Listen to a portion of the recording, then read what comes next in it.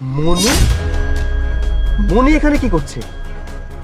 সাথে ওই ছেলেটাকে, তার মানে ওভারটা ওই ছেলেটাই কল করেছে। ব্যাপারটা তো দেখতে হয়।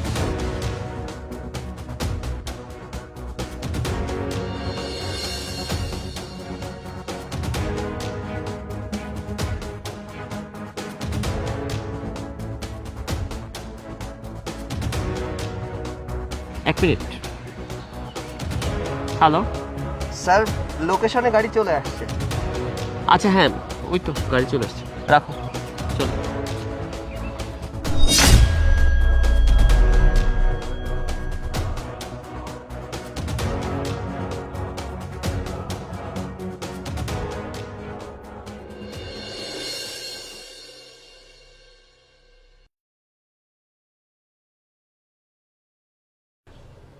শেষ পর্যন্ত আমরা আজকে রুমমেটে যাচ্ছি। আই থিঙ্ক অনেক মজা হবে, ফার্স্ট টাইম।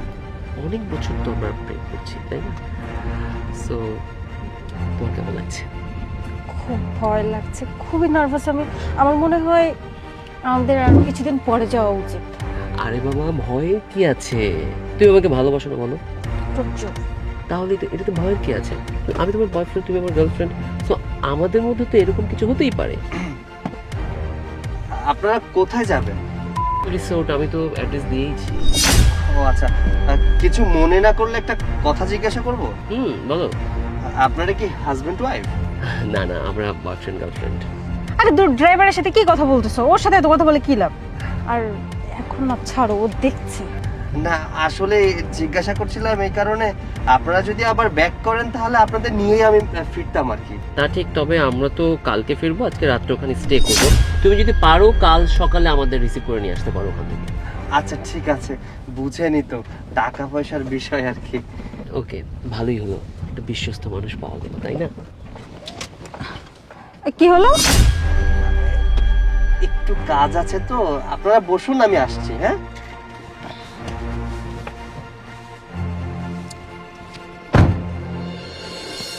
বুঝতে পেরেছো? ড্রাইভারটা কিন্তু খুব সিনসিয়ার। ও আমাদের দুজনকে প্রাইভেট টাইম স্পেন্ড করার জন্য নিজেই বাইরে চলে গেল। ওয়েট, আমার ফোনে মনে হয় কল এসেছে। কল আসে না?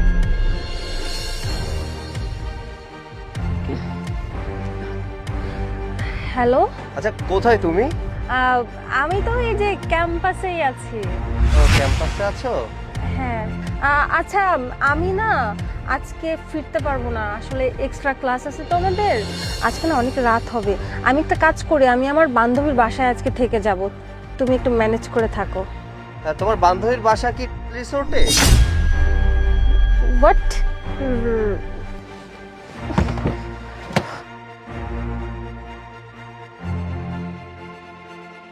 তোমার সমস্যা কোথায়? গাড়ি থেকে বেরিয়ে গেল কেন? করো প্লিজ, চুপ করো। কি হয়েছে? চুপ করো, আমি আমার বাসায় কথা বলছি। হ্যালো, আরে কি কি বলছো তুমি এসব? আমি রিসোর্টে কেন থাকতে যাব? আমি তো আমার বান্ধবীর বাসায় থাকার কথা বলছি। বুঝোই তো, এক্সাম। সৈকত, তুমি এখানে? কি ব্যাপার, তুমি ড্রাইভারকে দেখে চমকে গেলে কেন? অবাক হচ্ছে বুঝি। মনি, উনি কে? সৈকত, দেখো, তুমি ভুল বুঝছো আমাকে। ছি, তোমার লজ্জা করলো না এমনটা করতে? কেউ কি আমাকে একটু বলবে এখানে কি হচ্ছে, উনি কে? আচ্ছা ঠিক আছে, ও যখন সবকিছু জেনেই গেছে, আমি সবকিছু ক্লিয়ার করছি। ও হচ্ছে আমার হাজবেন্ড। আমি ভেবেছিলাম তোমাকে সবকিছু বলবো আস্তে আস্তে। ফার্স্টের দিকে আমি বলিনি, তুমি যদি আমাকে ছেড়ে দিতে। আমি না তোমাকে আসলে অনেক ভালোবাসি, আর আমি সিদ্ধান্ত নিয়েছিলাম আজকেই তোমাকে সবকিছু জানাবো, কিন্তু তার মধ্যে ও এসে হাজির। যাই হোক, এখন তো সবকিছু জানতে পেরেছো। আর এই যে তুমি, তোমার সঙ্গে আমি আর সংসার করব না, আমি ওর সঙ্গে চলে যাচ্ছি। তুমি এমনটা কেন করলে মনি? আমি তো তোমাকে ভালোবাসি, তাই না? ভালোবেসে তোমাকে বিয়ে করেছিলাম। আচ্ছা, তুমি এই ছেলেটার সাথে তুমি রিসোর্টে যেতে যাচ্ছ কেন? বলো আমাকে, কিসে অভাব রেখেছি তোমাকে আমি? তোমার দোষ এটাই, তুমি একজন ওভার ড্রাইভার। আমি মানুষের সামনে গিয়ে বলতে পারি না যে এটা আমার হাজবেন্ড। কিভাবে বলবো? তখন তারা পরিচয় চাইবে যে তোর হাজবেন্ড কি করে। আমি তো বলতে পারবো না সেটা। আমি কি এটা বলবো যে আমার হাজবেন্ড একজন ওভার ড্রাইভার? তোমাকে আমি কতবার করে বলেছি একটা ভালো চাকরি করো, না হলে একটা ভালো বিজনেস করো, কিন্তু তুমি তো তা করবে না। আর তাই আমি সবাইকে বলেছি যে আমি আনম্যারিড, আর আমি ওর সঙ্গে রিলেশনে গেছি। দেখো মনি, আমি মানছি আমি একজন ওভার ড্রাইভার, তার মানে এটা নয় যে আমি তোমাকে ভালোবাসি না। তোমার ছোট ছোট সব আবদারগুলো আমি সৈকত পূরণ করি। তুমি যখন যা চাও আমি তোমার জন্য আনার চেষ্টা করি, হয়তো সব সময় আনতে পারি না। আমি তো সামান্যই ওভার ড্রাইভ করি, তাই না? দৈনিক কত টাকা ইনকাম করি, যে ড্রেসটা পরে আছো এই ওভার ড্রাইভারের টাকায় পরে আছো। সকালবেলা প্রতিদিন যে 1000 টাকা করে নিয়ে যাও, সেইটা কিন্তু এই ওভার ড্রাইভ করে আমি ইনকাম করি। এত কিছু দেবার পরেও আমি তোমার মন পেলাম না। তুমি অন্য একটা ছেলেকে নিয়ে এখন হোটেলে যেতে যাচ্ছ। ছি, আমার ভাবতে ঘৃণা হচ্ছে যে তোমার মতো মেয়েকে আমি বিয়ে করেছি। এই শোনো, তুমি কি করে ভাবলে এত সব কিছু হয়ে যাওয়ার পর আমি তোমার সঙ্গে আবার সংসার করব? আমি কোনো মতে তোমার সঙ্গে সংসার করব না, আমি ওকে বিয়ে করব। চলো। কাকে? আমাকে? তুমি আমাকে বিয়ে করবে? তোমার কি মনে হয় যে একটা বিবাহিত মেয়েকে আমি বিয়ে করব? আমি তো জেনেছিলাম তুমি অবিবাহিত, তাই হয়তো তোমার সাথে প্রেম করেছি।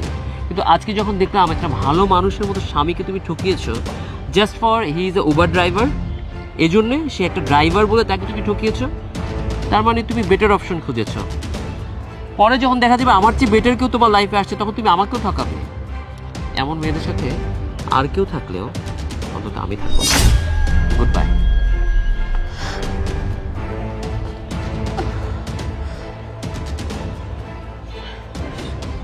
সৈকত, আমি আমার ভুলটা বুঝতে পেরেছি।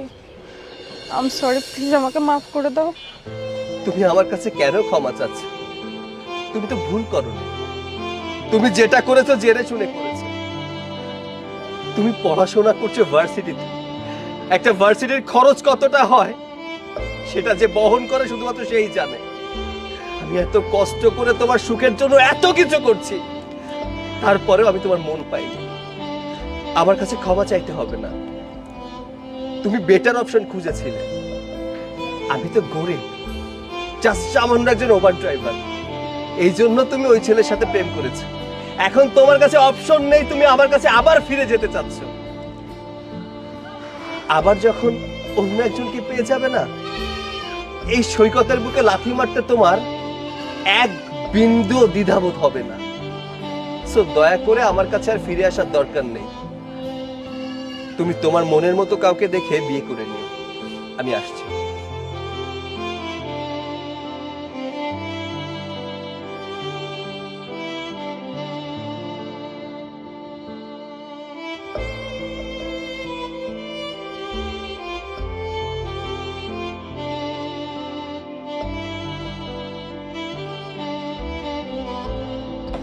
সৈকত,